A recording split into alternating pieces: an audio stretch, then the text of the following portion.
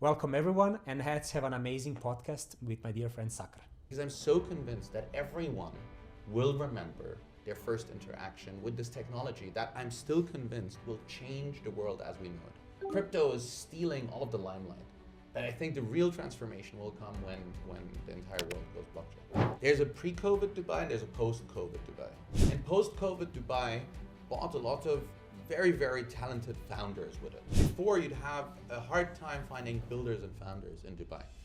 I think now you're spoiled for choice. It's called Digital Nation Pakistan. We were working on it actively over the past couple of years.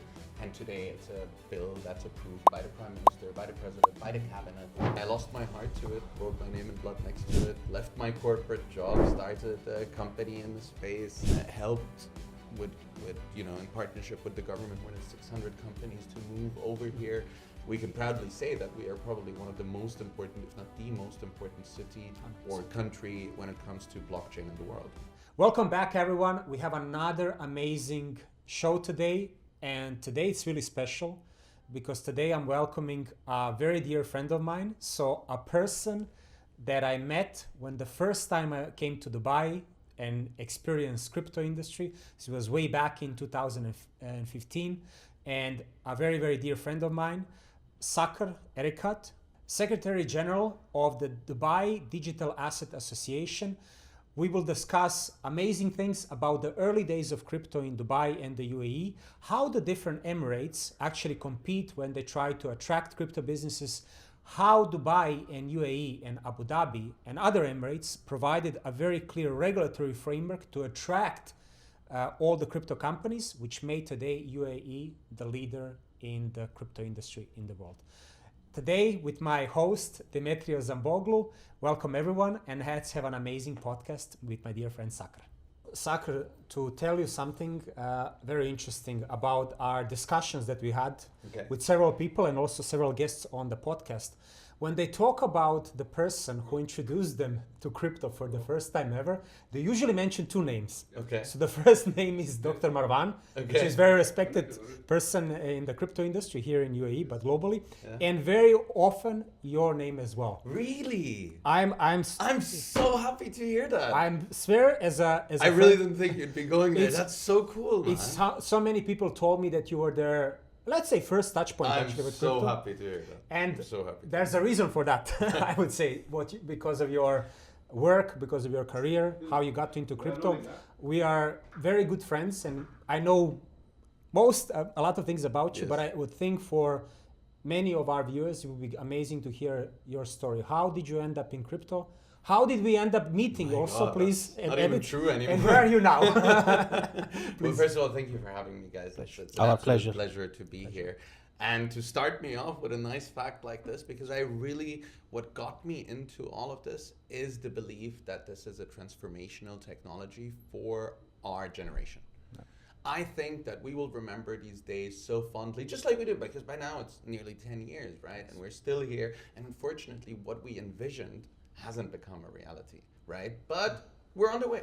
Not We're yet. getting there. Not yet, but we're definitely getting Slowly there. but surely getting there. No, because and with that, I have all the appreciation and love for this beautiful city of Dubai that got me into this. Yes. Because I was researching at the time for the Dubai government new technologies that they can use to make their constituents more happy, to make them more satisfied, to use less paper. And we went on a research exercise and someone said blockchain. And what really intrigued me, because at the time, look, there was blockchain, there was AI, there was quantum computing. Can you tell us timing-wise, when was that? I think so. We're talking 14, 15 probably. 2014, Yeah, 2015. probably the conversation started a little bit earlier, but yeah, 2014, 15, where Dubai already had like a shared service center for governments. So rather than governments going and developing technologies by themselves, they actually go to that shared service center, which today, became the Smart Dubai office, and then today is the Dubai Data. If I remember very well, there was an American consultant doing something with the Dubai authorities here. American consultant, who do you mean? I think Consensus. Consensus. Yeah, so when we Consensus was here. Yeah, Consensus at the time when, but this is later. Yes. because Yeah, this became 2016. No, at a very early age, it was just what is the art of the possible? Since before the strategy, because Dubai doesn't just go out and say, "Give me a strategy." Yes. At the time, they were saying, "What is this technology? How do we get there? You know, what is the value?" And then they called for an RFP that also at the time IBM won, and Consensus to essentially provide that open and permissionless. But back to the origin story, I fell in love with it once I saw how transformational and how basic the technology is. It's essentially, and we used to say, and I still like to say, it's going to do to transaction what the internet did to information, right? And the rest is pretty much history. I mean, this is now, 10, 11 years ago. And I lost my heart to it, wrote my name in blood next to it, left my corporate job, started a company in the space, went on to start multiple other companies underneath that, helped with in partnership with the government, more than 600 companies to move over here. And and then I can help my friend to move over here as well, or at least make it attractive for a lot of my, international connections to then end up here in Dubai. And now I think we can proudly say that we are probably one of the most important, if not the most important city 100%. or country when it comes to blockchain in the world. 100%. So, if you go a little bit in the past, you finished your university. Yeah, I did. Maybe. I don't know. There is somewhere university down that rabbit hole. Yeah. And then what happened? Tell us a little bit about. Oh my God, you want to go like so Yeah. Yeah. How did you appear in this region? Interesting. So, oh wow, you're bringing back a lot of good memories. Let me start by the fact of when I arrived here. I arrived here, I never forget it, on the 29th of July, 2008. 29th of July 2008, which, if you're listening to this, you're not in Dubai, do not arrive in Dubai in July, right? Because I never forget the feeling. And at the time I came from London, which, when it was 24 degrees, everyone would be topless in the streets, right? I arrived here and, everything's cool, life is good, you're in the airport, and then the airport door opens, you have your bag and you're excited to be here. And I never forget that feeling. I felt like someone slapped me in the face with all of the humidity and the heat that we faced. So I graduated in 2008 from London, University of Greenwich, studied jokingly business and IT, and I ended up spending my entire professional life working in business and IT. There's another bad degree to have to be. It's strong. It's strong for sure. And it was just the right time. And here, a shout out to my sister, because she is the one who chose that to me at the time. And I came to Dubai because of my sister. She was here, and we're a very close-knit family, you know that about me, Anton. And she didn't like being alone in a new city and everything, so I thought, I'll come out here. And at the time, and I think this is the first time I say that on camera, I was buying and selling construction equipment. Yes. So I arrived in Dubai with this big idea to sell construction equipment because, we had clients in the region. And I was like, another market, it was the best time to be here.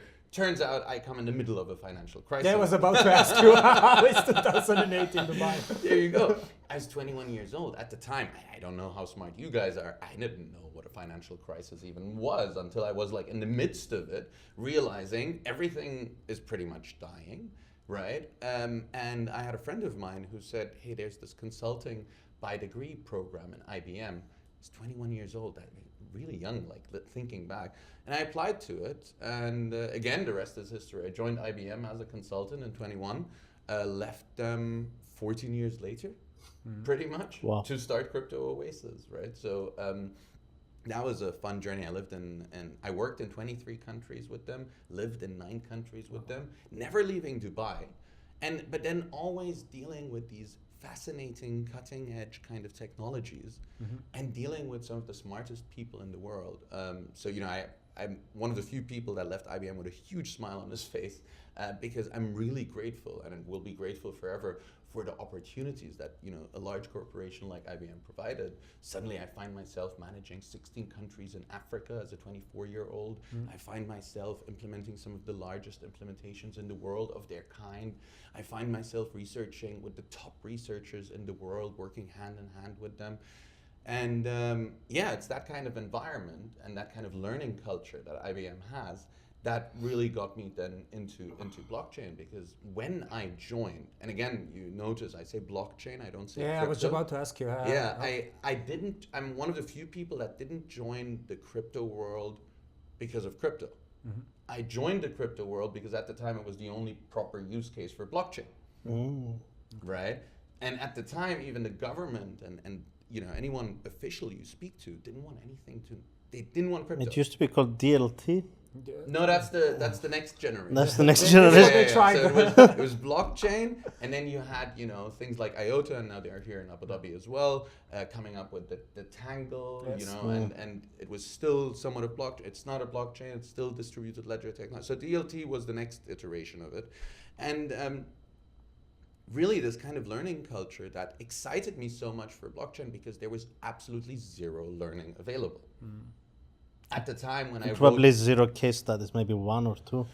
Well, there was one I never forget, because we used to reiterate them over and over again. Yeah. That was IBM specific, where IBM used it for their procurement, right? Use a blockchain for their Was that procurement. with Everledger or Hyperledger, or how it was called? Hyperledger. Everledger was another one of the use Yes. cases, where it was essentially the Kimberly process on blockchain. That was another one on Hyperledger, of course.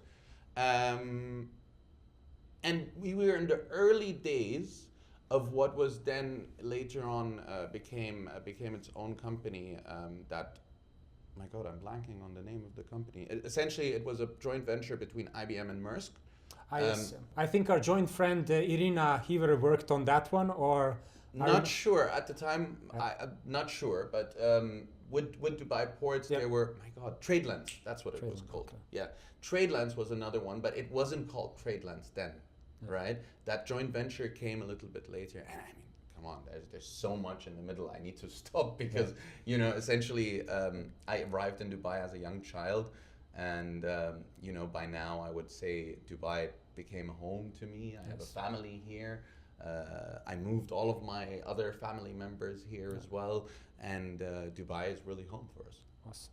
And maybe you can tell us, when we look at more the crypto part, how was that early days of crypto industry and I'm maybe even saying before we even met, because it's like 2016, 15, if you remember. Like, can you give us a little bit of taste? So how did that look like? I remember going on Meetup. Yes. And trying to find if there's, when I got really immersed in this, and now I'm writing articles about this, and because again, not writing articles because I'm great at writing articles. I'm actually not. I'm so happy that there's. Anton is actually not bad in writing really articles. good. I practiced a lot. You're not bad in writing articles. I'm an avid reader of everything that you write, and I love it. And I love it. Like, even when I prepare for interviews like this on air or with TV or something, it's one of my reference cases always. Pleasure. Yeah. Really pleasure. I remember the first meetup I went to, it's like 5 people in the room. Can you name them? Can you name? One was here last week. No, 2 weeks ago. Talal, maybe, yeah. Talal wasn't at that meetup. Oh. So he was actually in Switzerland, to be honest, at that point. I'll give you the slicker insight. At the time when I looked up to see who's doing crypto, obviously Dr. Marwan was there, but again, me and him were somewhat of a government agenda, and no one in the government wanted to know anything about crypto. It was all about where's the benefit and efficiency, and I think that was the right way to do it. I was an avid supporter of that. Crypto was a little bit of a wild west, and I could name these people, and some of them are still around, and some of them have left, and some of them have done bad things. But no, name just the good ones. without name dropping. But who was there when I looked up immediately? Like, one of the first people that was there and still is there is Ala Dudin.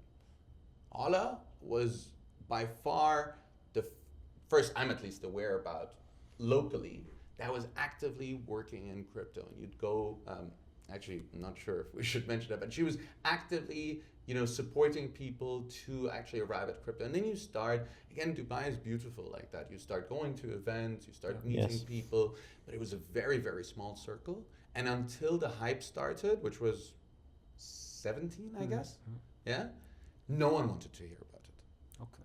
A handful of people, You know, for example, one of these people is Declan. Declan, I'll call out because Declan is a friend, and you know he was Declan Strain from Block Delta. He was there very early days. I remember Talal. Talal was. I remember the first or second conference I ever spoke at. It was I think two Arabs on the speaker list. Talal being one of them, me being the other. Yeah. He was doing some fantastic stuff with Jibril Network. And then when the hype started, what we know today in Dubai started. Oh, I have 1,000 Bitcoins, I need to sell them. Oh, I have a Ethereum, I need to sell. Oh, there's someone who has money who needs to get into crypto.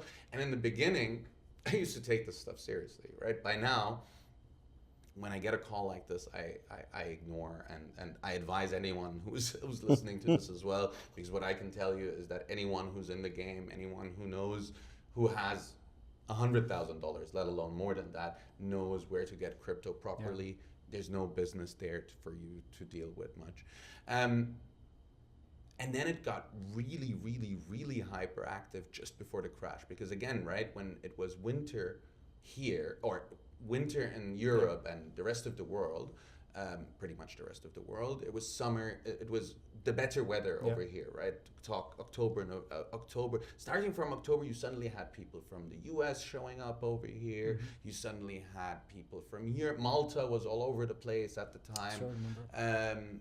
Everyone was interested in how to get into it, and the rude awakening was 2018, just the early days of 2018, where again we needed to reiterate to everyone in government that we're dealing with that it has nothing to do with crypto, and we don't want crypto, and you know, back to when we started with Crypto Oasis, which was I think 21. Such a very lovely name if you don't want to do anything about crypto. Yes, let's call the project Crypto Oasis. No, wait, that's much later. I just switched over like 8 years here, right? Yeah. Because I said this was 17, 18, and then 21. 20 is actually when we signed with the DMCC at the World Economic Forum. Yes, I remember that. Ralph signed with the DMCC at the World Economic Forum. Thinking of this more like Switzerland arriving in Dubai, and then later on it evolved into a Dubai-specific or UAE-specific brand that grew independently with partnerships, of course, in Switzerland. Yes. And I mean, the rest is pretty much history, because then starting from that point, I'm overexposed. So anyone who's more interested, it's all there online, and it was an absolute joyride. Like I think I lived some of the most amazing years of my life with this technology, which again makes me so happy that I'm working in it. Yes. Maybe also to get your thoughts, especially because you kind of mentioned that early on, there was not a lot of frameworks, regulations, laws, and kind of people didn't want to be directly exposed to it. But I do recall, but you need to correct me now if this is, it was ADGM who did first regulatory framework environment for crypto and kind of went out and enabled first companies like Midchains, which one was that? Facet, I think, was one of those early companies, who offered brokerage exchange services. Midchains, definitely. Yeah. I don't know. Facet, I just threw out. Yoshi I'm not sure. Yoshi, exactly. Yoshi. Matrix was another one that was very early. Yeah. And funny enough, if you look, the guy who came up with this is now the CEO of Binance. Yeah, exactly. At ADGM, I mean, obviously, ADGM is a full team and everything, but the guy that was over, the first guy I met to say, "Oh my God, this is amazing," even pre the regulations being published, was Richard and his team. So, and it's great to see him now at the helm of Binance. Yeah, so Abu Dhabi, and this goes down a lot because it's always about, everyone's like Dubai. The UAE is more than Dubai, and Abu Dhabi is probably the key element. I mean, Abu Dhabi is the big brother. Abu Dhabi is the one that in many ways drives the UAE agenda. They are the capital, right? So the capital of the UAE is not Dubai, it's Abu Dhabi. Yeah. And with that, Abu Dhabi became one of the first in the world to come out with these regulations. Yes. I mean, it took a while for them to implement them and practice them. I think it was 20-something. BitOasis, but with that, BitOasis became one of the first to get that license. But overall, it took a couple of years afterwards until people started catching up. Then Bahrain, I think, if I'm not mistaken, ADGM was first, Bahrain was second. Bahrain, I think, gave out the first licensed entity. This is where Talal was telling us actually that early on he approached Central Bank of Bahrain and kind of got the approval to offer services. Because the Bahraini financial system, so what other people don't know, is Bahrain was the first to buy in the region. Okay. When you look at financial services institutions, they were all set up in Bahrain. And Bahrain actually won. And by the way, until today, Bahrain is, shout out to my friends in Bahrain, Bahrain is still, until today, one of the highest rated countries for expats to live in. Which is very progressive, I would say. Yes, it's a very interesting society, very specific to Bahrain. I wouldn't compare Bahrain to Qatar or to Dubai or, it's a very specific thing in Bahrain. And their financial services regulator was, I remember one of the first large events I spoke at was an Amazon event in Bahrain, right? So also Amazon opened their first data center in Bahrain, if I'm not mistaken, at the time. So Bahrain became a very important part, and then later on everyone else followed. Yes. And today we have our best regulator in the world, VARA. Of course. Which I think did strides, did amazing achievements in such a short time period. And also, I mean, to say is one of the key goals, kind of what I have seen in the last year or so, is for the biggest crypto players on the planet to set up shop in UAE. And many of them actually would get the VARA license, depending on the use case, but the broker dealer or the full exchange license. And that seems to be a big success story of the UAE. I think having the first specific regulator for virtual assets is a fantastic feat. And I'd like to remind people where this came from. It came from an announcement of His Highness. His Highness said, "We have created VARA." The ruler of the Bahrain. Yes. Okay. It came directly from His Highness the ruler as an executive order. We're creating VARA. Which is why VARA is for the Dubai-specific zones, like Dubai mainland, not the IFC, right, and not the other Emirates. I think with that VARA, as you know, I've said that in multiple podcasts, but I like to reiterate it. I'm a big fan of His Highness Sheikh Mohammed and his leadership style. And there's an amazing book called the Sheikh CEO, which I always discussed it in the last podcast. Yes. Who with Talal or with Rabi. With Rabi, Rabi, right. Yeah, I think the Sheikh CEO is a must read. If you're in Dubai, especially if you're in business in Dubai, you have to read the Sheikh CEO because it shows you where all of that came from, right? His Highness has such a drive. I always refer to the fact that just a couple of years ago, and maybe even last year, but don't hold me to the date, he won the horse endurance race. This is a man that is well into his 70s, who won a race. And then people say, oh, but he bought it. No, he didn't, right? Because the people he was up against was the king of this country and the king of that country, not people that you say, hey, I'll sort you out in some way or the other. This is a man that has competitiveness in his blood. He says, I want to be the first. That's it. Yes. That's why VARA, right? So I think it's not the least due to His Highness's vision, and obviously the wider rulers of the Emirates, and Sheikh Mohammed bin Zayed became an avid supporter with his government as well, and the wider rulers of it. We have Ras Al Khaimah now playing, we have Sharjah playing, we have Ad Ajman, Free Zone is active. I think by now it's the entire Emirates, but His Highness really loves to be first, loves to show that he's there, and I think what he did with VARA is fantastic, right? Yes. The idea in itself and how VARA then started operating, and a lot of people give VARA a bad mouth, or they VARA this or VARA that, but being first is never easy.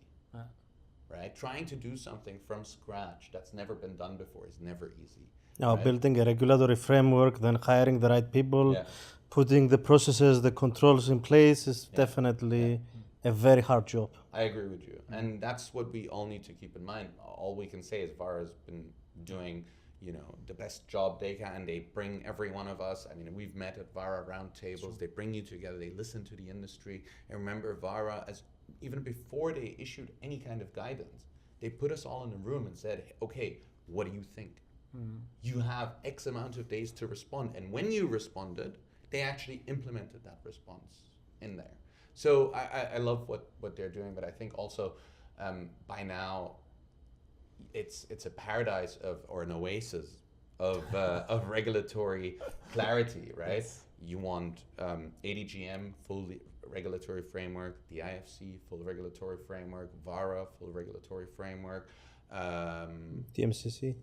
DMCC. Well, DMCC is a free zone, right? But still, I think falls But- under from a VARA. it falls under, but so I wouldn't call them out there. DMCC was our partner, of course, and became, until today, where the majority of the crypto companies, blockchain companies, are housed. Yes. Yes. That's also a fact that, but no, they're one of the free zones. No, but I'd say also, the regulator in Ras Al Khaimah, right, with Ras Al Khaimah digital asset oasis. Rakdao. I think Rakdao, another amazing feat, right, and another great ruler over there, His Highness Sheikh Saud, who really has the vision of creating benefit for the wider population in this. And this is what really, drives me when I think about it. People get driven in this space. Oh, I did 5x here and I get 10x here. What drives me in this space is that I was just able to help Pakistan define a strategy that will essentially impact, the entire population of Pakistan in a positive way. It's called Digital Nation Pakistan. We were working on it actively over the past couple of years. And today it's a bill that's approved by the Prime Minister, by the President, by the Cabinet. And that's why I got so excited also when you said, Slugger, the majority of people who we've spoken to, or when we ask someone, they say, Slugger introduced me to this. Because, I just want that.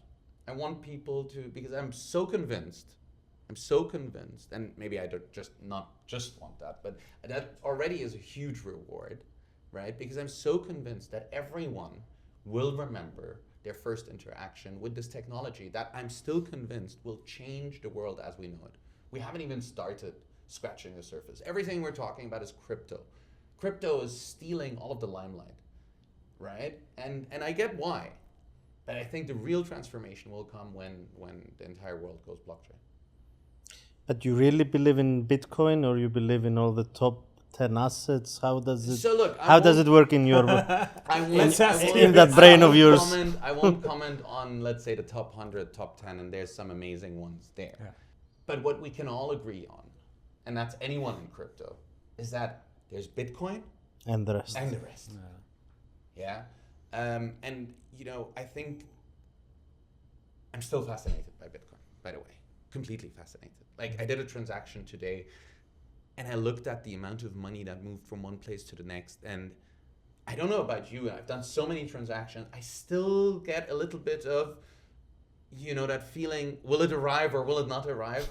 When I clicked the button and after I checked it 15 times, and it's impressive to see how it's an entirely new financial services system, right? I also, for example, don't believe in this entire Bitcoin as a reserve currency, or Bitcoin will not be. No, Bitcoin is the one running network for more than a decade, and it's a computing marvel.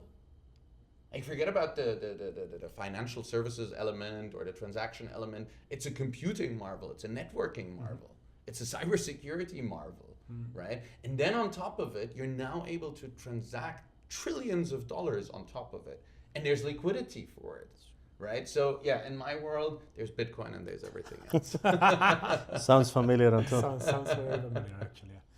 Talal also made a very interesting point. Kind of, it goes very much in line what you're saying, is that in the end, everything will go back to Bitcoin as the most secure, the biggest and the most liquid network. Yeah, this is kind of, I think it's a very strong argument. And also, the comparison are interesting because we see how the industry is changing so fast, right? Yeah. We had difficult regulatory framework in the US, and then we had the president to be on Monday issuing a celebrity coin, meme coin, however you want to call it. Yes. Crazy. So obviously this is more on the speculative side, let's say it objectively, right? But how do you see, because in crypto or in blockchain, these long-term predictions are difficult, Yeah, or maybe very, easy, I don't very. know. But how do you see the near term for UAE and also globally, like I said? Can US now become that crypto He or wants to make it Silicon Oasis. crypto capital of the world. They're trying. Yes. And I'd like to see them try. And whatever they're doing, I'm convinced that it will benefit the UAE, not anything else. Yes. Right? I've had this question many times before. What do you think when this economy starts or that economy? So it's more synergy, you think, actually, yeah? At 100%. I don't think someone will close shop here and go to the US, for example, Yes. right now. Although I've seen a couple of examples of that. I think on a wide scale, the US, I have a lot of American friends. And I think the American people are in pockets really nice, humble, beautiful, well-thought people. But also when you look at the US government, I think it's completely broken. Right? And this is not me saying it now. The US president says government is completely broken. Bring in a group of businessmen, see if they can fix it. Cool. So for them to then suddenly say we are now the crypto capital of the world, you need to look at things. So why Dubai? Or why the UAE? Yes. 3 things, and I've said them more times than I can count. Talent, capital, and infrastructure. Right? When we look at talent, you're talking about a talent pool of, I think, 3 billion people in a 5-hour flight radius. That's in the 5-hour flight radius. When you extend it further, I can hire someone from Chile just as simply as I can hire someone locally. Yeah. Yes. Right? But I will still argue with you. I will say safety is number one. I'll get there. Yeah, safety. This is a well-practiced pitch. Yeah, safety is like the cherry on top that I add at the end. That's but no, okay, good. Yeah, no, it's of course safety is the unique selling point. Yes.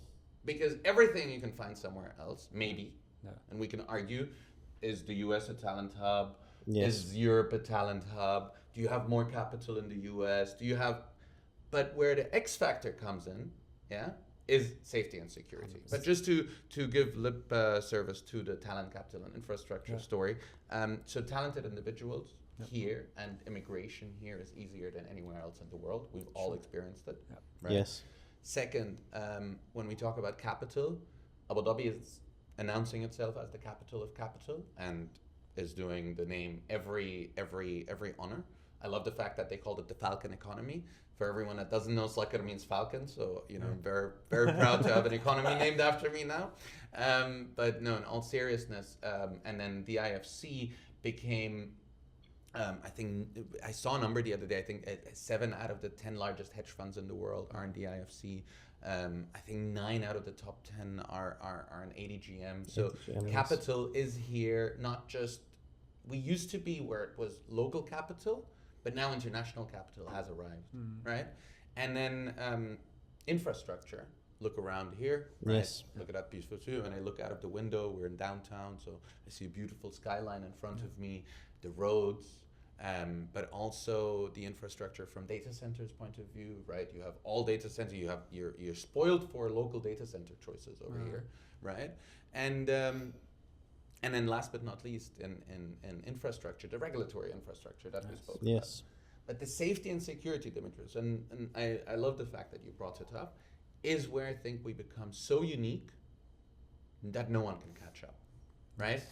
Everyone can build data centers, everyone can reform their immigration policy, although, we know how long that takes, but the safety and security we're all blessed to live under, where, no one locks their houses, you leave your car unlocked. When you go to a coffee shop, you reserve a table by putting your phone down. Yes. When you lose something, you go back, you get it with a cherry on top, right? With a smile. I remember forgetting like a folder, in a cafe, and I went to pick it up, and they gave me a little bit of chocolate on top of it. I was like, okay, cool, thank you. Whereas when I forgot my glasses in Europe, they were gone. Yeah, right. So I always tell the story of a family member of mine losing cash money in Dubai Mall, a decent amount of cash money. Cash money in Dubai Mall, like one of the most visited places in Dubai. And it came back safe and sound the next day, right? Dubai has safety and security like no other place. UAE, Abu Dhabi, Dubai, Ras Al Khaimah, I think this is applicable to all of them. Ajman, Sharjah, I don't want anyone to get upset. Al Gawain, Al Ain, all of them. They're all amazing places, and I think this is why we will remain to be the top spot in the world. 100%. Yeah. 100%. Do you see new projects in the region? We had this discussion also last week. I mean, is the talent pool building, or they're just working for someone else? Because So that changed a lot. Yeah. So sorry to interrupt you, because also what we see is that you have a lot of Binance Yeah. has a office here. Yes. OKX has a Everything. our friends. So, but because you're an insider, you understand the Yeah. vibe locally on the ground. Yes. What do you see? Or to say it like that, what projects locally excite you? So I wouldn't want to call out one or Yeah. the other. I won't do that. Yes. Right. Yes. But because just to not be a shiller. No.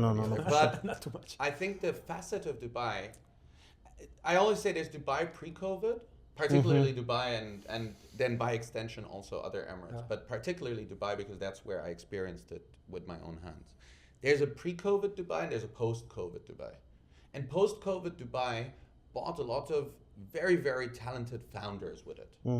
Forget about wealthy individuals, right? That arrived here. I mean, the most millionaires in the world moved here last year. The most billionaires, I think, also moved here. So, but before you'd have a hard time finding builders and founders in Dubai. I think now you're spoiled for choice, right? It's changed a lot. Yes, of course, there's, I think the last count that we did, there was 7,000 people working in the space. Check out the report on Crypto Oasis where we actually provide these numbers. And this is not a show, this is for information. So I think with that change, we saw also businesses in Dubai change. More mature founders, you're not just talking about the university grads, more mature, people that, well, like me, went through business and were working in a corporation and now actually want to set something up. You have gaming startups that are over here. Some of them I'm really excited about, and I'm an advisor for, who are changing the way gaming infrastructure works. You have some of the leading entities when it comes to fast blockchains, right? Blockchains that are built in a way that transaction can be built out of the UAE. You have native exchanges that were built completely in Talal, for example, built this out of obviously the region, but Dubai being a key part of the So we see more and more entrepreneurs in the region. More and more. I mean, we actually ran the numbers, right? So we said, I should have caught up on the exact numbers, the most recent numbers, but at some point we were the most amount of blockchain crypto companies in the world, which is why we proclaimed this being the largest ecosystem in the world. And when I say this, I don't mean Dubai. I mean the UAE, because you'll find amazing, the DTCC, for example, has an office in Abu Dhabi. The DTCC is like the clearinghouse of the world for all intents and purposes, right? These guys are building stuff here out of the UAE, right? I'm actually pretty proud of that example because that was a very large takeover from an international entity or a purchase or merger, call it whatever, buying a local entity over here. Something unprecedented before, right? I remember everyone was celebrating when Yahoo bought Maktoob, which was the first international company to buy any local company. Maktoob was like a local Gmail, essentially, and then morphed into social media, somewhat social media news platform, morphed into the first Amazon of the region. Amazon actually then ended up buying their version of Amazon, Souk.com. Yes.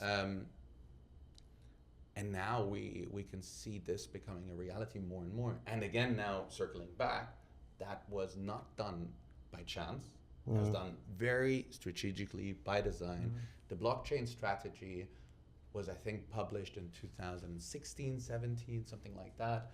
And then when the wave hit, just after COVID, when there was a lot of hype and everyone was setting up blockchain companies or crypto companies at the time, the majority of them, and we had a good feeler for where people were going around the world, the majority of them arrived here. And by the way, both of you are a great example 100%. of that, right? And more people arrived here.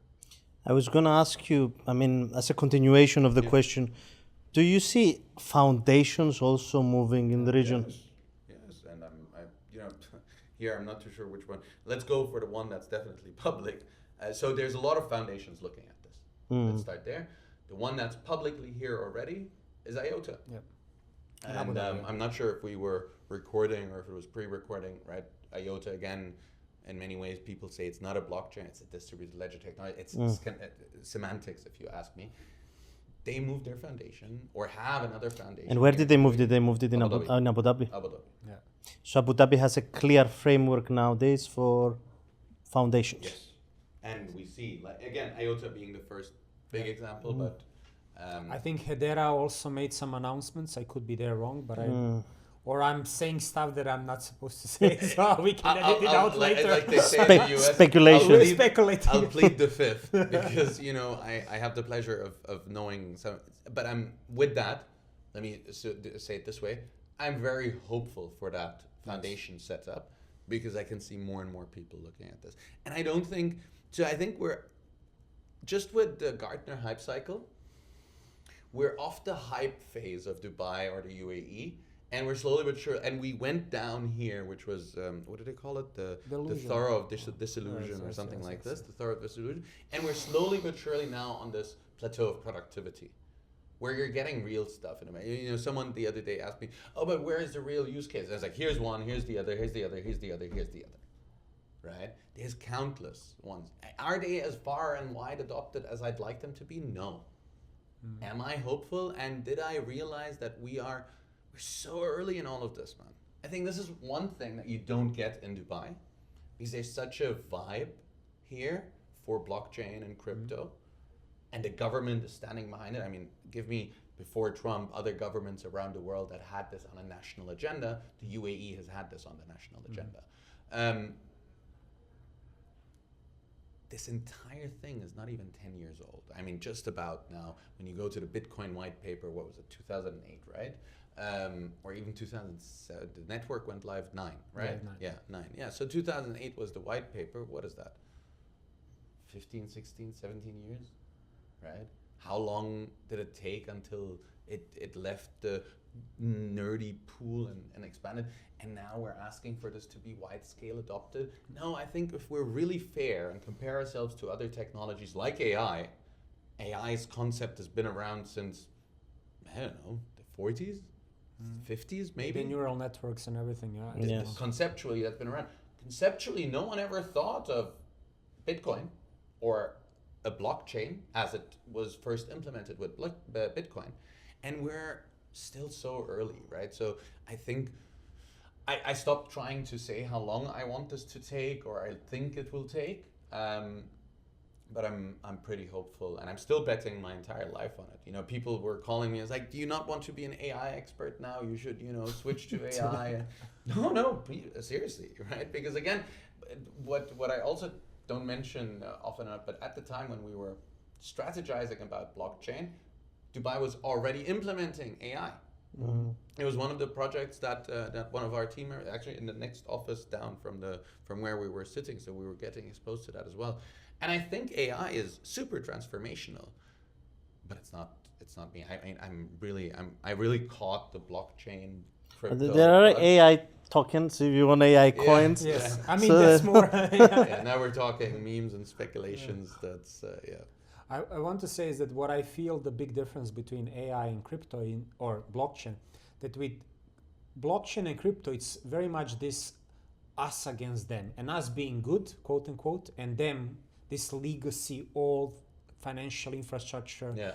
And with AI, I don't see that. I see that Microsoft and Sam Altman are hugging each other, or sometimes fighting, but they're hugging each other. It's like it feels like this legacy.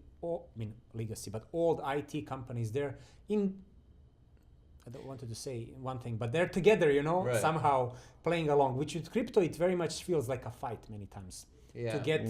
to get through what we want to achieve. Yeah, I think it's also because people are more interested, more intrigued, closer to the topic when it comes to AI.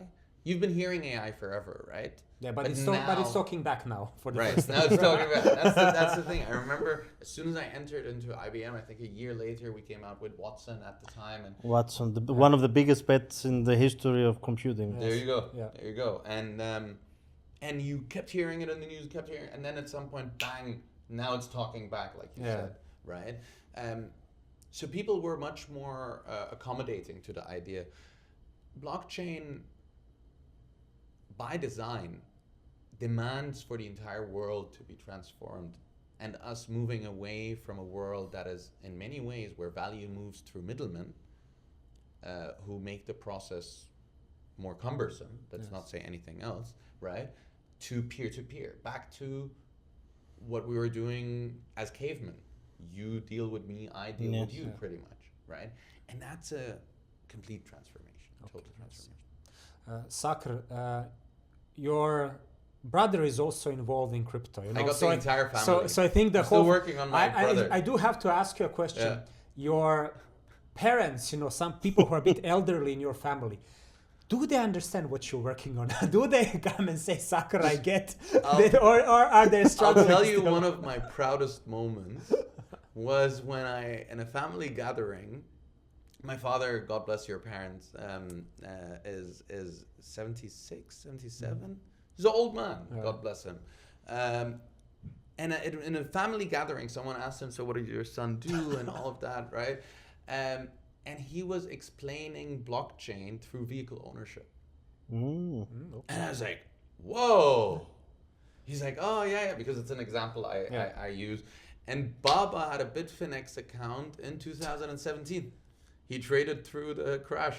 Wow. Yeah. More than me, by the way. I never got much into it. I had a phase. But yeah, no, Baba had a Bitfinex account on his phone.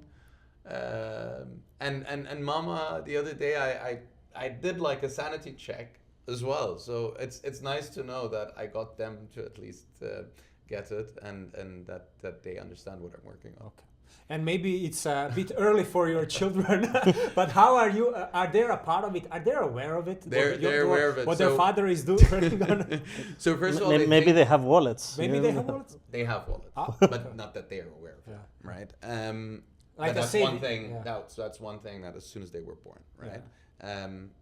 But what's funny is that.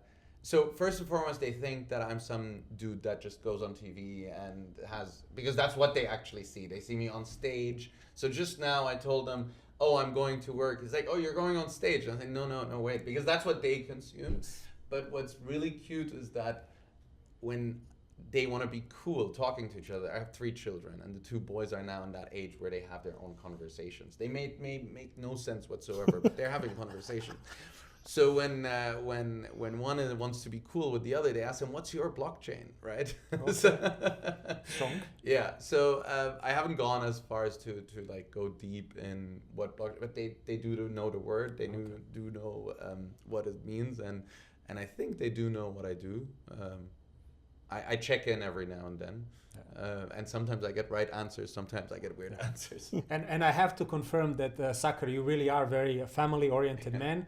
I know we were with our good friends from Clickle. They had a event. You were speaking there, presenting it and leading it. And I remember that I was supposed to be there. You were sometimes invitations get lost, but I do remember that you were there with your wife and your whole family, and it really brought a special feeling into the event. You know, when somebody brings their family with their children. Yeah, so there's mixed reviews that I've gotten.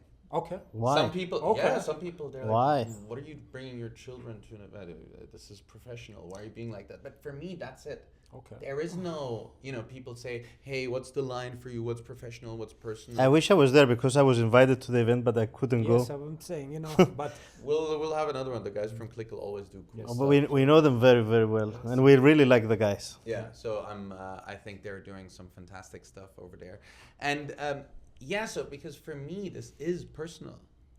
I mean, I'm sure I get told by people that it comes across passionate, and how do we instill passion, and how do we become, it's like, if you're not passionate about someone, you can't fake passion. Yes.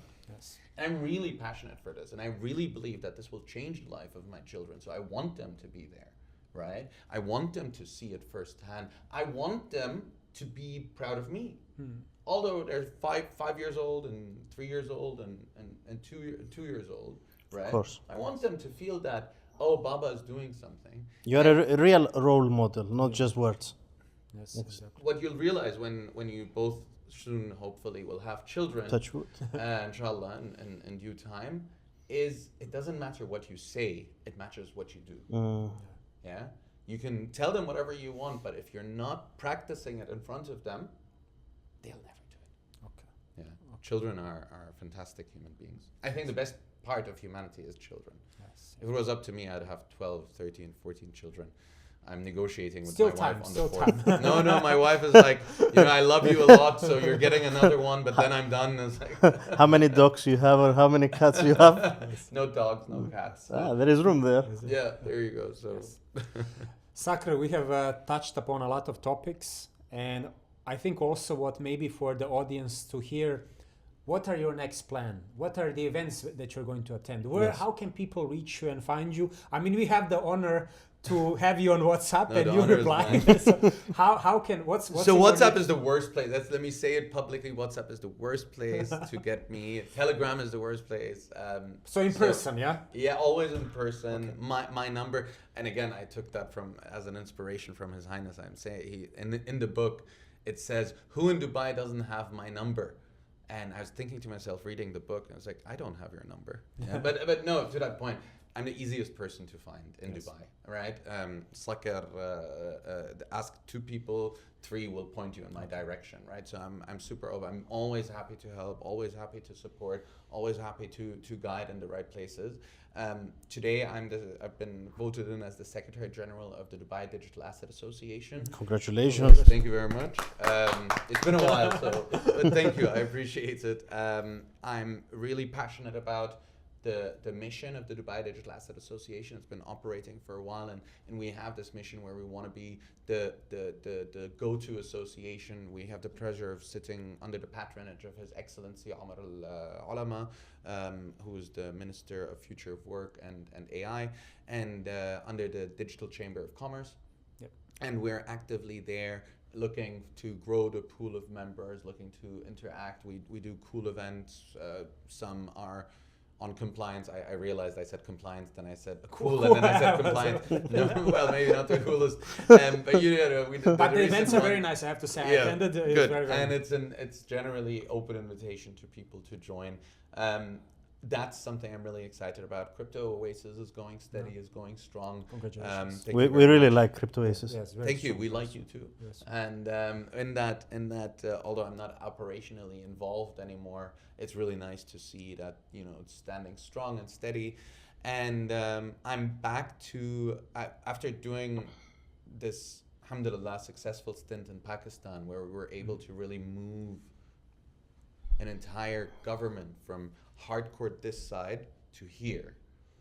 I'm spending more and more time working with governments again, right? I have passion for helping on a country level. I'm very proud. I've helped in the UAE on a country level, on a federal level, in different Emirates, and in India, now in Pakistan, in Korea, and I'm spending more and more time now to help people in these government entities make it a reality, because I firmly believe that government, particularly in the region, needs to drive this for people then to follow. Yeah. And I'm very, very optimistic about what's coming. Does that mean on short term I believe that crypto is going up or down or left and right? I don't know.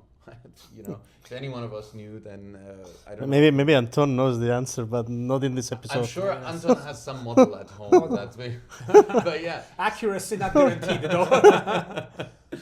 But yeah, so that's what really is exciting me right now. Spending time again more and more with governments and helping them to make it a reality. I've had the pleasure the other day to be with the Central Bank of Oman for a couple of days. They're doing some fantastic stuff.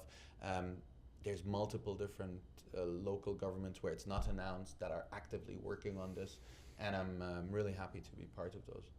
Awesome. Thank you. I think slowly we can. I could really continue wrap for it- another 3 hours. I think Honestly, we'll keep but it. I need to go actually. So Yes. thank you so much. Thank for having you me. I really appreciate for it. being in this episode. I think what you've done and the content and the way you drive it is super solid. Thank you. So for me, it's a privilege to be a part of this, especially with Anton. That now we're saying that we're going on 10 years, which in crypto is like a lifetime. It's a lifetime. And really want to say that Demetrios, myself, are really grateful you Thank joined you. us. And It's a as you pleasure. said, you were the first person I met when I first time arrived in Dubai. Nice. And really thank you for your friendship, And for a having pleasure. being with us today. And hopefully we welcome you again as well Yes, in for due sure. time to With pleasure. revisit. And really thank you for everything, my I really friend. appreciate it. Thank you guys. Thank you. Thank you.